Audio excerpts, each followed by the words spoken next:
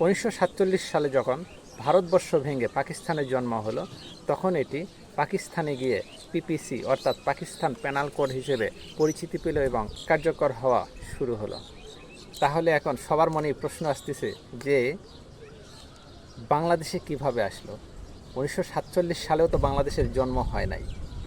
অনেক কাহিনী, এগুলো বলারও অত সময় নেই, তাই বলছি সংক্ষেপে যে 1947 সালে পাকিস্তানের জন্ম হওয়ার পর 1971 সালে এই পাকিস্তান ভেঙে 1971 সালে আমাদের বাংলাদেশের যখন জন্ম হলো, তখন বাংলাদেশ হিসেবে স্বীকৃতি পেল।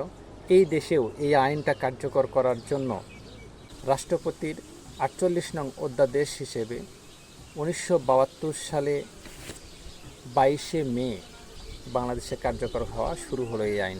এভাবেই বাংলাদেশে দণ্ডবিধি আইনের কার্যকর শুরু হয়েছে।